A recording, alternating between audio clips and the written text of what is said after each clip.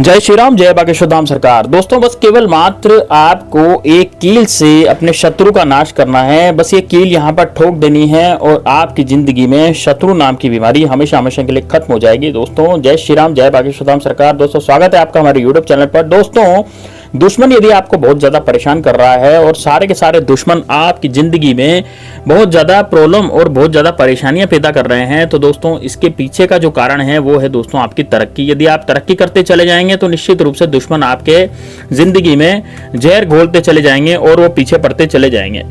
अब दोस्तों इससे कैसे बचना चाहिए और किस तरह से इन दुश्मनों से हमें बचाव करना चाहिए, तो दोस्तों वही मैं आपको बताने जा रहा हूं। इस वीडियो को बड़ा ही ध्यान से सुनिएगा और दोस्तों इस वीडियो को बड़ा ही ध्यान से देखिएगा। देखिए दोस्तों, सबसे पहले तो आपको अपने दुश्मन को खत्म करने के लिए आपको ये जानना जरूरी है कि आपका दुश्मन कौन सा है। यदि आप अपने दुश्मन के बारे में नहीं जान पाएंगे तो दोस्तों आप अपने दुश्मन को खत्म नहीं कर पाएंगे। लेकिन दोस्तों कई बार ऐसा होता है कि हमारे ऐसे दुश्मन हमारे पीछे पड़ जाते हैं जो कि हम उनको जानते तक नहीं है, लेकिन फिर भी वो हमारे दुश्मन हो जाते हैं, क्योंकि वो हमें आते जाते देखते हैं, हमारी तरक्की देखते हैं, हमारे पास पैसा आ रहा है उस चीज को देखते हैं, हम बहुत मेहनत करते हैं और उस मेहनत के कारण हम बहुत ज़्यादा अमीर भी होते हैं और हमारे पैसे भी आते जाते हैं। लेकिन दोस्तों वो जो लोग हैं, वो जो दुश्मन हैं, वो हमारी तरक्की में बाधा बनते हैं और तरक्की में रोड़े अटकाते हैं। तो दोस्तों केवल एक कील से आपको अपने शत्रु का नाश करना है और आपका शत्रु पूरी तरह से बर्बाद हो जाएगा, पूरी तरह से खत्म हो जाएगा, नेस्तनाबूत हो जाएगा। तो दोस्तों किस तरह से इसको किया जाएगा, कैसे इसको किया जाएगा, तो पूरा इस वीडियो में मैं आपको बताने जा रहा हूँ। वीडियो को बड़ा ध्यान से सुनिएगा और वीडियो को लास्ट तक जरूर देखिएगा। दोस्तों देखिए दोस्तों, सबसे पहले जो बात करेंगे वो करेंगे कि जो दुश्मन है वो आपके पीछे क्यों पड़ते हैं और उस दुश्मन से, इस कील से इस दुश्मन का क्या कनेक्शन है और कील से दुश्मन का किस तरह से नाश होगा। तो दोस्तों आपने धतूरे का नाम जरूर सुना होगा। कमेंट बॉक्स में दोस्तों हर हर महादेव जरूर लिख दीजिएगा, वीडियो को लाइक कर दीजिएगा। दोस्तों आपने धतूरे का नाम जरूर सुना होगा। धतूरा जो होता है वो भगवान भोलेनाथ को अत्यंत प्रिय होता है और भगवान भोलेनाथ इस धतूरे का बहुत ज्यादा, मतलब कि ये मान लीजिए कि धतूरा भोलेनाथ को यदि आपने चढ़ा दिया तो वो बहुत ज्यादा पसंद होते हैं, क्योंकि लेकिन दोस्तों धतूरे का जो प्रयोग है वो तांत्रिक क्रियाओं में भी किया जाता है।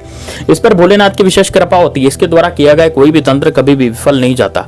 तो दोस्तों जो धतूरा होता है उससे आप अपने जीवन के सभी शत्रुओं का नाश कर सकते हैं। धतूरा में आपको ये कील डालनी है, यानी कि एक कील आपको धतूरे के अंदर डालनी है, धतूरे अंदर घुसा देनी है और आपके शत्रु का पूरी तरह से नाश हो जाएगा। तो दोस्तों किस तरह का धतूरा लेना है, कैसे क्या करना है, कौन सा मंत्र पढ़ना है, पूरा इस वीडियो में मैं आपको बताने जा रहा हूं। वीडियो को लास्ट तक जरूर देखिएगा। दोस्तों देखिए, सबसे पहले तो आप क्या करेंगे, एक धतूरा लेंगे और धतूरा लेकर के आपको आ जाना है। दोस्तों धतूरा बिल्कुल ताजा होना चाहिए, ऐसा नहीं होना चाहिए कि धतूरा बिल्कुल बासी हो, टूटा फूटा हो, है ना। आप चाहें तो भगवान भोलेनाथ के मंदिर से भी धतूरा लेकर के आ सकते हैं, ऐसा नहीं है कि आपको खरीद के ही लाना है। जहां पर भी आप शिवालय पर जाएंगे तो वहां पर बहुत से लोग धतूरे को चढ़ाते हैं भगवान भोलेनाथ को, तो वो चढ़ा हुआ धतूरा भी आप ला सकते हैं, उससे भी आप इस प्रयोग को कर सकते हैं। तो वो धतूरा लाने के बाद आपको क्या करना है दोस्तों, ये आपका काम फ्री में हो जाएगा यदि आप वहां से धतूरा लेकर के आएंगे। तो आप उसके बाद आपको क्या करना है, धतूरा लेके आने के बाद दोस्तों आपको इसको बीच में से दोस्तों काट देना है। अब दोस्तों देखिए, बीच में से दो टुकड़े नहीं करने धतूरे के, इस तरह से काटना है, इस तरह से चाकू चलाना है कि मतलब ये धतूरा जो है वो आधा कटे, बस इतना आपको करना है। उसके बाद दोस्तों अब आपको एक कील लेनी है। अब दोस्तों देखिए, कील जो है वो जंग लगी होनी चाहिए, आपके घर में पहले से मौजूद होनी चाहिए। इस तरह की कील आपको लेनी पड़ेगी। ऐसा नहीं है कि आप जो कील ले रहे हैं वो किसी ने काम में नहीं लियो या फिर नई नई आप कील लाए हो, तो ऐसा नहीं होगा। मतलब आप जो कील ले रहे हैं वो आपके घर में पहले से होनी चाहिए। आपके घर की जितनी भी नेगेटिविटी है उस लोहे में, उस लोहे की कील में वो आ जाती है। इस कारण से पहले से काम में ली हुई कील यदि आप लेते हैं तो उसके लिए आपको बहुत ज़्यादा फायदा मिलता है। दोस्तों देखिए, अब आप क्या करेंगे, अब आप देखिए आपको क्या करना है, आपको जो कील है वो लेनी है अब, और एक धतूरा लेना है। अब दोस्तों देखिए, आपको एक कागज लेना है। कागज का जो टुकड़ा होता है, सफेद कागज है ना, सफेद कागज जिस पर लाइन बिना का कागज होना चाहिए, है ना, मतलब उसमें कोई लाइन नहीं होगी, इस तरह का कागज, यानी कि बिल्कुल सफेद कागज का टुकड़ा आपको लेना है। अब कोरा कागज जिसे हम बोलते हैं, तो सफेद कागज का टुकड़ा हो गया, तो सफेद कागज का टुकड़ा आपको लेना है। अब उस पर आपको क्या करना है, आपको उस पर शत्रुनाश लिख देना है। या तो आप शत्रुनाश लिख दें, यदि आप अपने शत्रु का नाम नहीं जानते तो आप क्या लिख देंगे, शत्रुनाश लिख देंगे। है ना भाई। आप अपने शत्रु का नाम नहीं जानते तो आप शत्रुनाश लिख देंगे, और यदि आप नाम जानते हैं तो आप उस शत्रु का नाम वहां पर लिखेंगे। अब शत्रु का नाम लिखने के बाद आप क्या करेंगे दोस्तों, जैसे आपने शत्रु का नाम वहां पर लिख दिया, अब लिखने के बाद आपको एक मंत्र बोलना है दोस्तों। ये मंत्र नहीं है, ये एक शब्द है, और शब्द कौन सा है दोस्तों, त्रिम त्रिम त्रिम त्रिम, ये वाला आपको बोलना है। लेकिन ये कैसे बोलना है, देखिए जब आप इस कागज पे नाम लिख रहे होंगे अपने शत्रु का या फिर शत्रुनाश लिख रहे होंगे, तब आपको क्या मंत्र बोलना पड़ेगा, है ना। तो आपको त्रिम त्रिम त्रिम त्रिम त्रिम त्रिम त्रिम त्रिम बोलते बोलते बोलते बोलते यह सारा काम करना है, और अपने ध्यान में यानी कि अपने मस्तिष्क में शत्रु का ध्यान करना है, यानी कि शत्रु का आपको मानस पटल पर शत्रु का ध्यान करना पड़ेगा। आपको इतना करना है दोस्तों, ठीक है ना।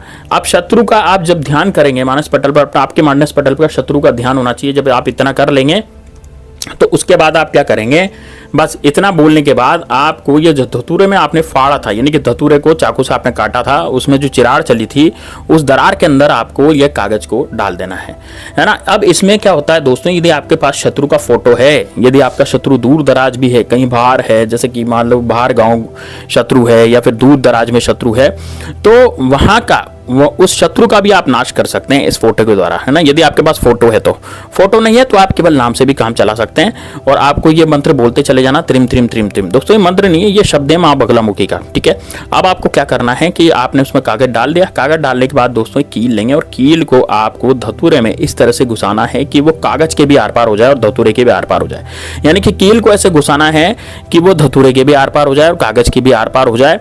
अब जो धतूरे के आर पार जब कील जाएगी तो वो धतूरा बिल्कुल बंद हो जाएगा, क्योंकि दोस्तों कील से वो धतूरा बिल्कुल पैक हो जाएगा। अब क्या करना है, इस धतूरे को ले जाना है दोस्तों किसी खाली जगह पर, यानी कि जहां पर कोई भी व्यक्ति नहीं रहता हो, उस जगह पर आप ले जाएं इस धतूरे को। इस धतूरे के वहां पर ले जाकर के आपको किसी ऐसी जमीन पर, है ना, ऐसी सुनसान जगह पर ले जाकर के ऐसी जमीन पर गाड़ देना है। देखिए यदि आप बबूल के पेड़ के नीचे उसको गाड़ते हैं, जैसे मान लीजिए बबूल का पेड़ आपके आसपास है और वहां कोई आसपास रहता नहीं है ना, और कहीं वहां पर कोई आपको देखने वाला है, रोकने टोकने वाला नहीं है, तो आप बबूल के पेड़ के नीचे यदि इस धतूरे को गाड़ते हैं तो दोस्तों इसका आपको 4 गुना ज्यादा फल मिलता है, यानी कि आपके शत्रु 4 गुना ज्यादा मरेंगे। ये मान लीजिए कि आपके शत्रु जीवित ही नहीं रहेंगे, शत्रु किसी लायक नहीं रहेंगे यदि आप इस तरह का कार्य करेंगे तो, है ना। तो आप क्या करें, और जितना बड़ा पेड़ होगा, जैसे मान लीजिए आपका छोटा सा पेड़ है तो वो कम इतना फल नहीं देता, लेकिन यदि बड़ा पेड़ है, जैसे किसी बबूल का बहुत बड़ा पेड़ आपके आसपास है, तो और वहां पे आप इसको गाड़ते हैं तो दोस्तों आपको उसका 10 गुना फल मिलता है। तो दोस्तों विशेष ध्यान रखिएगा इसका। और यदि आपके आसपास बबूल का पेड़ नहीं है तो फिर भी आप क्या कर सकते हैं, इसको खाली जमीन पर कहीं भी गाड़ करके आ सकते हैं। 1 फीट का आप गड्ढा खोदें, 1 फीट भी नहीं है, मैं तो आधा फीट ही खोदें, बस ये धतूरा आ जाए इतना, आधा फीट भी क्या होगा, 1 हाथ के बराबर का गड्ढा अभी नहीं खोदना है आपको। एक मतलब ये मान लीजिए 4 इंच गड्ढा भी आप खोद सकते हैं आराम से, ठीक है। किसी लकड़ी वगैरह की सहायता से आप उस गड्ढे को खोदिए, और गड्ढे को खोदने के बाद उसके अंदर धतूरे को गाड़ दीजिए। बस धतूरे को गाड़ते हैं आपका कार्य हो जाएगा दोस्तों। एक बार आपने धतूरे को गाड़ दिया तो यकीन मानिए दोस्तों आपके शत्रु की उल्टी गिनती उसी समय से शुरू हो जाएगी, यानी कि आपका शत्रु पूरी तरह से नेस्तनाबूद हो जाएगा। इस कंडीशन में वो शत्रु आ जाएगा कि आपसे दया की भीख मांगेगा, यानी कि वो शत्रु जो आप पर बहुत ज्यादा फूलता था, बहुत ज्यादा बाहुबली बनता था, वो शत्रु अब किसी लायक नहीं रहेगा। वो शत्रु आपके जीवन से हमेशा हमेशा के लिए खत्म हो जाएगा, यानी कि हमेशा हमेशा के लिए वो शत्रु जो है आपके जीवन से चला जाएगा। तो दोस्तों ये बड़ा जबरदस्त, बड़ा शानदार और बड़ा हैरत अंगेज उपाय है, इसको जरूर कीजिएगा। एक बार इसको आपने कर लिया तो आपके शत्रु पूरी तरह से निस्तनाबूद हो जाएंगे। अब आपका कोई भी शत्रु हो, आपका शत्रु किसी भी लायक नहीं रहेगा। तो दोस्तों मिलते हैं नेक्स्ट वीडियो में, तब तक के लिए जय श्री राम, जय बागेश्वर धाम सरकार, हर हर